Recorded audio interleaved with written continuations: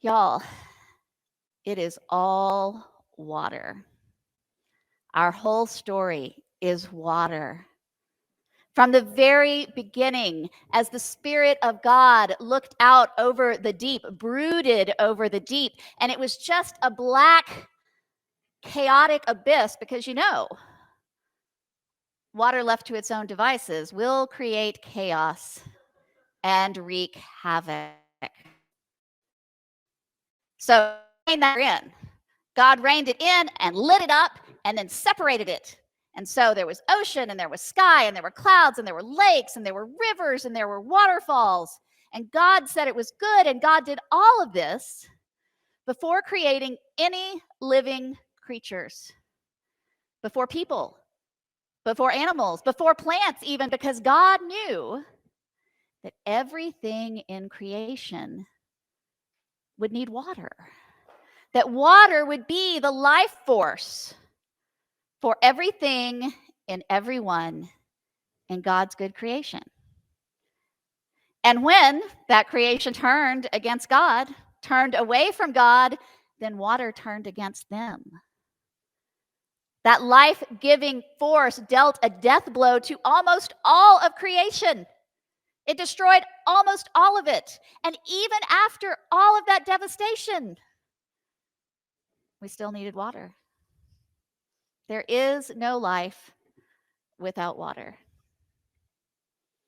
It was water that carried that tiny little liberator of Israel's people down the river to safety.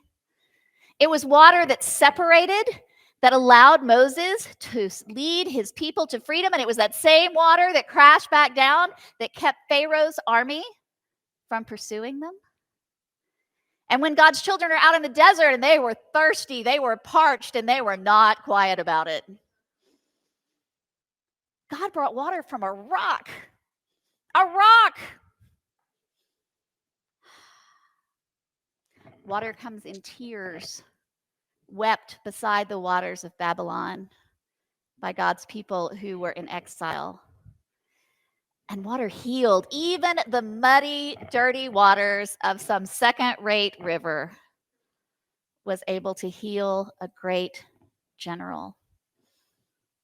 And even when the waves crash and the storms surge and the Leviathan roars, the psalmist assures us that there are still waters in our future, that the God of water will bring calm and peace, that God will shepherd us beside still waters. Water is friend, water can be foe, water is life-giving, water can even be life-taking. But y'all, we are water. Depending on your age and your gender, you are 60 to 80% water. We are water. We are people, literally, of water. No wonder staying hydrated is so very important. Not only are we made up of water, we are a lot like water. Remember? Water left to its own devices will create chaos and wreak havoc. We are like water. Left to our own devices, we have been known to create chaos and wreak havoc. So this God of water, this God who created water, had to come down to this wet and wild world and live amongst God's water-based people. And when Jesus Christ burst into history before the Spirit drove him out into the wilderness, what did he do? He got baptized in. There we go. He called himself living water. And the very first disciples he called made their living from the water. I mean, there was water everywhere. Jesus met women at wells. He healed blind people by pools. He fixed breakfast on the beach. But of course, Jesus is no normal watery human. Jesus was fully human and fully God, and so Jesus' relationship with water different from ours. I mean, we know the first one. I mean, Jesus could turn water into wine. It's like the best superpower ever. Jesus could turn water into wine. Jesus did not dip toes in water. Jesus walked on water. And Jesus did not fear storms. Be still, and the waters were.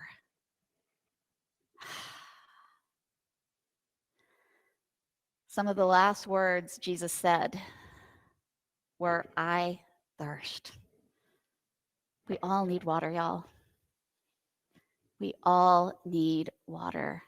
That term, living water, that's not a metaphor. That is an absolute spiritual truth and a physical reality. Living water.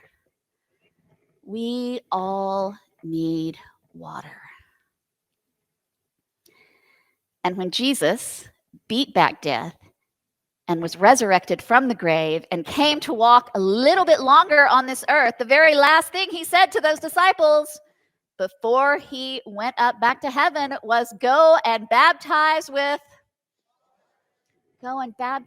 water. Use water to mediate my grace. Use water to let people know that their sins are no longer a burden to them. Use water to let people know and remind them to whom they belong. Go and baptize with water.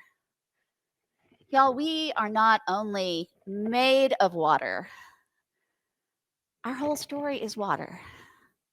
We are shaped by water. Our physical and spiritual beings shaped by water. Now, we don't know what the shape of water is. Nobody knows the shape of water. There's a beautiful film by that title. If you haven't seen it, you should. But we don't know the shape of water any more than we know the shape of God. And just like we have a lot in common with water, so does God, but in a very different way. God is a constant presence in our lives, just as water. God is around us and in us, just as water is always around us and in us. We are shaped by water. Now, once upon a time, there was a young man named Chip. And Chip, like me, was from Arkansas, who later moved to New York. And Chip was taken from us way too soon. But in his time on the earth, very much like Johnny Appleseed went around the world spreading seeds, the Reverend Chip Andrus went around filling empty baptismal fonts. Very literally. If he showed up at your church and your font was empty, he'd put water in it. And if it was shoved over to the side where nobody could see it, he would move it front and center where it was visible, and he didn't ask your permission to do it. Because he knew that we are water, and our story is water. And in a minute, I'm going to ask those of you who did bring some water from wherever you came from to come up in just a moment. I'm going to ask you to bring that water and fill up the font. But I want us to think about this Bible verse. The Lord will keep watch over your coming out, your going out, and your coming in. So Chip would keep a bowl of water at the door of his office. And he had this scripture there. And every time he went in or out, he would touch that water and he'd put it somewhere on his body to remember whose he was, to remember that our story is water. So I will invite you throughout this week, when you come into the worship space, you are welcome to come to the baptismal font, to touch water, to anoint yourself. Whenever you pass Lake Susan, whenever you wash your hands, whenever you come in contact with water this week, and heck, keep doing it after you leave here. Remember that the Lord will keep watch over you, and you're going out and you're coming in. Our story is water. We are shaped by water. And it is through water that the unfathomable grace of God made manifest through Jesus Christ is made visible and tangible for us. So I will invite those of you who brought water. This is authentic New York tap water. I'll invite you to just come forward and just come right up here and put your water to the